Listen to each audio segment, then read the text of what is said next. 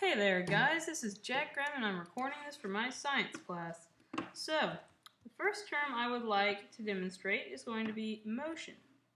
Motion is when your distance changes relative to an object. So I've built this stone tower here and my distance is changing right now relative to it. See? So, next I'm going to show you speed, which is how fast your motion changes. So my motion is changing with a speed of, I don't know, about like 5 meters a second there and about like 3 meters a second there. So I don't know. But next up is velocity. Now velocity is a combination of speed and direction. So my velocity is changing right now even though my speed is remaining constant. And my velocity is changing right now even though my direction is constant. Alright, the next term I would like to define would be acceleration, which is how fast your velocity changes. Now, your velocity is both speed and direction, so whether your direction is changing like this, or whether your speed is changing like this, it's still an example of velocity.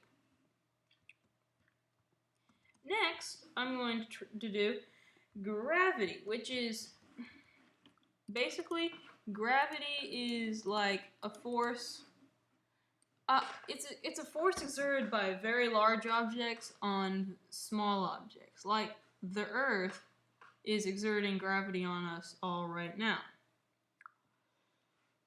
So, to demonstrate gravity, I'm going to use this block of sand and I'm going to build a small brick tower.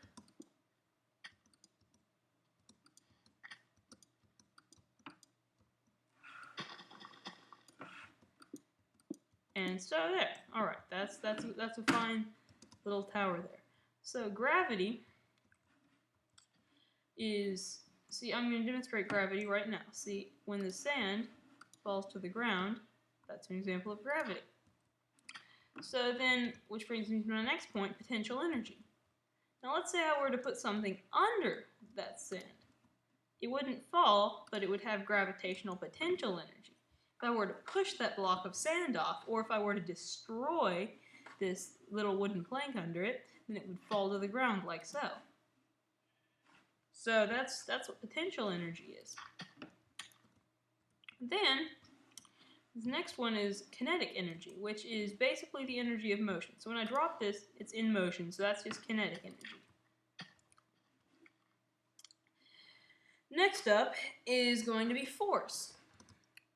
Force is just the push or pull. Like, for example, if I were to put, well, just this tower. The Earth is exerting gravity on this tower right now as we speak. But fortunately, it is also, its structure is holding itself up. So, force is just a push or a pull on an object. Balanced forces is basically what this tower is going through. There is basically the force of gravity and the force that's holding up the structure itself are completely balanced, which means they're equal. Now, unbalanced force is like, right now, the wood and the plank are in a balanced force, but if I were to remove the wooden plank from the sand, I would not have balanced forces on it because it's moving. Unbalanced forces are the only thing that can cause motion. The next three terms I'd like to define are going to be Newton's three laws. The first of Newton's laws is basically if an object is moving, it'll keep on moving unless you apply unbalanced forces to it. If an object isn't moving, it won't move unless you apply unbalanced forces to it. That's pretty simple. So basically what that's saying is, if an object is moving, like this is moving, it would have, if there had just been a hole through the Earth, it would have just kept on moving. But since there wasn't, it stopped. Like, And if an object isn't moving, it won't move unless you apply force to it. See, here we go. This object's not moving. But if I were to remove the wooden plank, then the sand does move. So, then finally, Newton's third law. If you exert a force on something, it will exert the same amount of force back on you. So, let's say I am to, I'm in the mood for some wool, so I'm going to punch this sheep. Every time I'm punching this sheep, my fist is exerting some force on the sheep, but the sheep is exerting the same amount of force back on my fist. So if I'm hitting this sheep with, like, let's say, I don't know, 40 newtons of force, which is quite a bit of force, but so I was hitting the sheep with 20 newtons of force, so then that would mean that it is hitting me back with 20 newtons of force. Well, at least the part I'm punching is. So that's actually going to kind of hurt.